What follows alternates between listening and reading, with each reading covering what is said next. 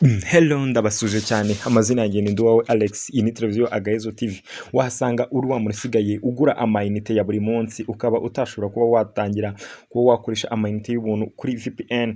Aka kanya Alex nkuzaniye uburyo ushobora gukoresha megabyte z'ubuntu kuri MTN zirenga mega 500 ukoresha VPN. Muri Kigali hari abantu bamwe bigoranye cyane kuba batangira gukoresha icyo bita kugura amayinite biba bigoye ku buryo utashobora kuba wakoresha imbuga nkoranyambaga zigiye zitandukanye. Aka kanya nkuzaniye uburyo ushobora kuba watangira gukoresha imbuga nkoranyambaga ku buntu ureba video for free bitewe n'ama VPN, uburyo utaguze amayinite ya buri munsi.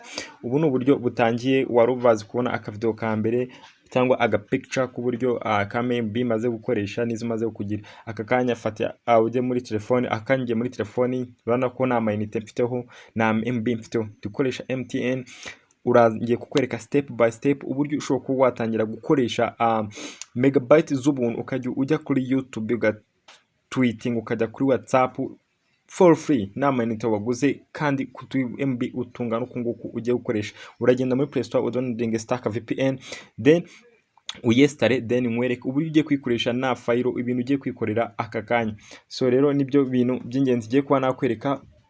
Icyo nakubwira ngo uyu munsi ni w'amahirwe kuba urebye ino video, ugire neza uyisangiza abantu kandi na subscribe kugira n'abandi bakomeze gufashwa n'iyi video.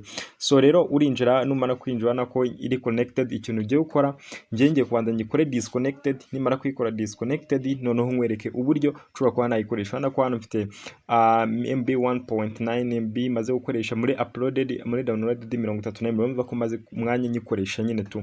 So niba umaze kuba wakanda hari kuri connected, ngiye yari connected, ngiye kuyikora disconnected, then tujye handitse Rwanda MTN free one. Ntago ari ko abahanditse habare handitse none all direct mu busanzwe. Then ngiye kuyikora disconnected. After disconnected ndagenda handitse Rwanda MTN free one, ubwo iriya niyo server tugiye gukoresha. Then tugiye n'utuntu tworoshye cyane, tworoshye, numva ngo tworoshye. Then bana do want to ngiye baratambwe do want to disconnected, then mpita mvuga yes I want to disconnect, then uhita ugenda ujye hara kuri Rwanda MTN free one. Ubwo uraza gusangamo nane all direct, urakandamo umanuke uze ujye hano handitse Rwanda MTN free one. Rwanda MTN free one irakora nk'ako kanya nk'umunyuzi.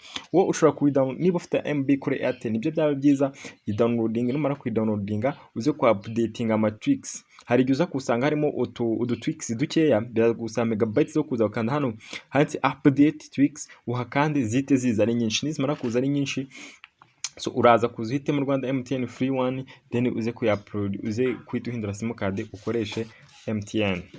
So rero niba umaze kuba wakanda hara kuri Rwanda MTN free one, then ikintu ugiye gukora ngiye kwita nongera hano nkande icyo bita connected. Nimara ukanda connected, turebe kwita yongera ikazamuka mu buryo bworoshye cyane. Munyagane kuba natakoresha screen recorder ngo mbe nakwereka ari aka video tukajya kalaninga, bira bintu babiri dangerous kuri YouTube, bashobora kwita bakubanira bakatagwa nyine bakitagwa strike nyine tu. Munyanga none ko yabaye connected. Nababwira ngo mugire ibihe byiza kwa mwese mwabashe kwa mwatukurikirana namwe mwakande subscribe kandi kanda share wereke n'abandi bantu babashe kwa batangira gukoresha MB za buri munsi. Imana ibaho umugisha, mugire umunsi mwiza. Nizeye ko mwese iyi video igiye kuba mwabafasha. Astra Vista.